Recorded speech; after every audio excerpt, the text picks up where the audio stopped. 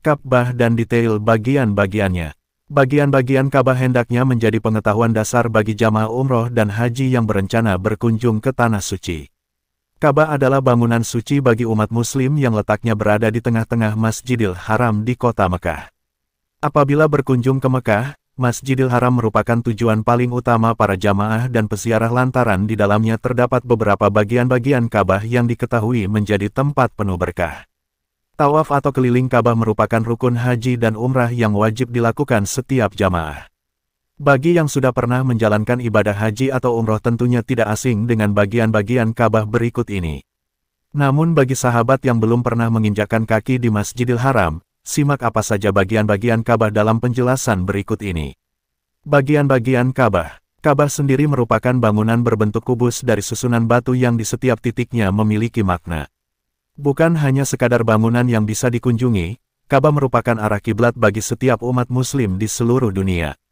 Sama seperti bangunan lainnya, terdapat bagian-bagian Ka'bah yang meliputi 1.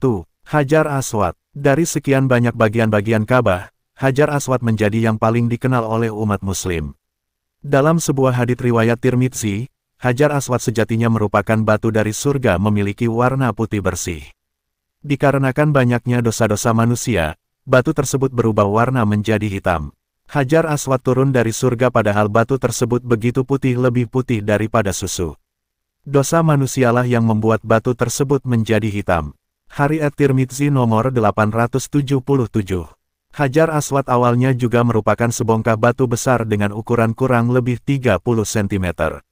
Namun, beberapa peristiwa yang terjadi pada zaman itu membuat Hajar Aswad kini hanya berupa pecahan kecil batu bulat lonjong sebesar biji kurma. Saat berkunjung ke Masjidil Haram, sahabat dianjurkan untuk mencium atau menyentuh batu yang terletak di sisi selatan Ka'bah ini. Bila tidak memungkinkan, ulama memberi solusi dengan mengusapkan benda seperti tongkat untuk kemudian dicium sebagai gantinya. 2. Pintu Ka'bah. Pintu Ka'bah terletak di sebelah timur laut dengan ketinggian dari atas lantai adalah 2 meter. Pintu yang saat ini dapat sahabat jumpai merupakan hadiah dari Khalid bin Abdul Aziz, Raja Arab Saudi. Bagian-bagian Ka'bah yang satu ini terbuat dari emas murni sebanyak 280 kg dan menelan biaya lebih dari 13 juta rial Arab Saudi. Pintu Ka'bah sudah banyak mengalami perubahan dari segi bentuk maupun bahan baku pembuatannya. 3. Multazam. Bagian-bagian Ka'bah ini terletak di antara Hajar Aswad dan pintu Ka'bah dengan jarak kurang lebih 2 meter. Multazam menjadi salah satu tempat yang paling mustajab untuk berdoa. Sebagaimana sabda Rasulullah SAW dalam hadits yang diriwayatkan Al-Baihaqi dari Ibnu Abbas menyatakan, antara rukun Aswad sudut tempat terdapatnya Hajar Aswad dan pintu Ka'bah disebut Multazam.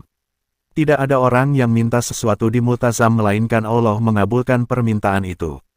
Sahabat disunahkan untuk berdoa sambil menempelkan kedua tangan, dada, serta pipi ke arah Multazam. Tidak lupa dengan niat tulus dalam berdoa dan beribadah dengan khusyuk selama di Tanah Suci agar doa-doa yang dipanjatkan bisa terkabulkan. 4. Syazarwan. Syazarwan merupakan bagian-bagian Ka'bah berupa tembok dari batu marmer yang bentuknya melengkung mengelilingi bagian-bagian Ka'bah sisi bawah di sepanjang area tawaf.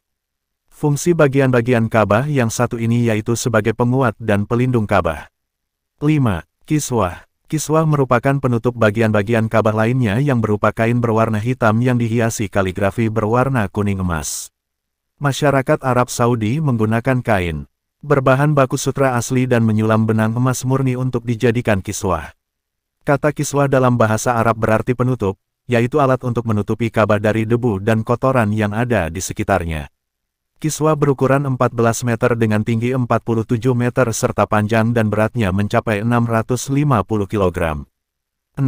Makam Ibrahim. Meskipun bernama Makam Ibrahim, bagian-bagian Ka'bah ini sebenarnya merupakan tempat telapak kaki Nabi Ibrahim berpijak ketika membangun Ka'bah untuk pertama kalinya.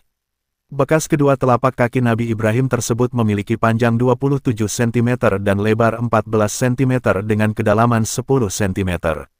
Amalan yang dianjurkan ketika sahabat berkunjung ke Tanah Suci salah satunya yaitu salat di sisi belakang makam Ibrahim. 7. Hijr Ismail. Dalam sejarahnya, bagian-bagian Ka'bah ini merupakan tempat tinggal Nabi Ismail. Hijr Ismail berada di sisi utara Ka'bah, tepatnya di antara rukun Syami dan juga rukun Iraki. Bentuknya setengah lingkaran dengan tinggi temboknya sekitar 3,11 meter dan termasuk bangunan suci bagi umat Muslim.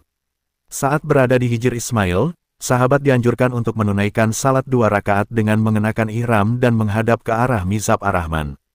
Menunaikan salat di Hijr Ismail diyakini sama seperti salat di dalam Ka'bah. Selain menunaikan salat, amalan mustajab lain yang bisa dilakukan di bagian-bagian Ka'bah ini yaitu berdoa dan menyampaikan hajat kepada Allah SWT. 8. Mizab Ar-Rahman atau talang air. Mizab Ar-Rahman adalah sebuah talang air yang letaknya berada tepat di atas Hijr Ismail. Saat berada di bagian-bagian Ka'bah tersebut, sahabat dianjurkan untuk berdoa dengan menghadap ke arah Mizab. Talang air ini dibuat untuk membuang genangan air dari atap bila sewaktu-waktu terjadi hujan atau Ka'bah sedang dibersihkan. Mizab Ar-Rahman juga disebut pancuran emas karena terbuat dari tembaga yang dilapisi dengan emas. 9. Rukun Hajar Aswad. Rukun Hajar Aswad adalah bagian-bagian Ka'bah yang ditempelkan Hajar Aswad di sudutnya.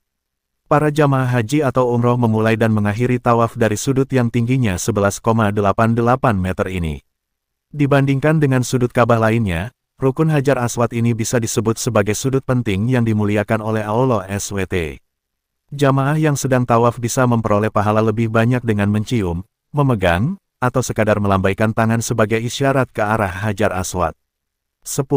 Rukun Yamani. Rukun Yamani memiliki tinggi 10,25 meter yang terletak di sisi sebelah barat daya Ka'bah, tepatnya sebelum Hajar Aswad dari arah dilakukannya tawaf.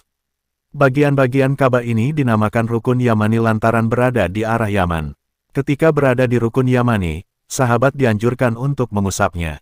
Perlu diingat bahwa tidak ada syariat untuk mencium, mengarahkan tangan, ataupun mengusapkan tangan ke wajah usai mengusapnya. 11. Rukun Syami. Bagian-bagian Ka'bah ini dinamakan Rukun Syami karena menghadap ke arah barat laut atau negeri Syam. Rukun ini juga dinamakan sebagai Rukun Maghribi yang artinya arah barat karena posisinya mengarah ke barat.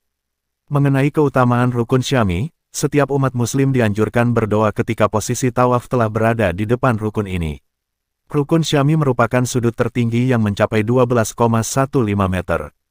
12. Rukun Iraki. Bagian-bagian Ka'bah yang terakhir ini terletak di sisi utara Ka'bah. Jika ditarik garis lurus, maka akan mengarah ke negeri Irak.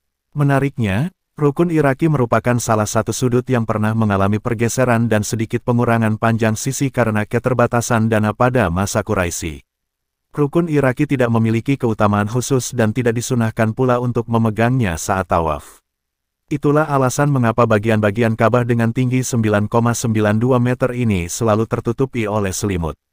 Ka'bah, nah, itulah beberapa bagian-bagian Ka'bah yang perlu sahabat ketahui sebagai bekal sebelum berkunjung ke Tanah Suci Mekah untuk melaksanakan ibadah umroh maupun ibadah haji. Dengan mengenal bagian-bagian Ka'bah tentunya akan membuat ibadah di Tanah Suci lebih mudah dan khusyuk.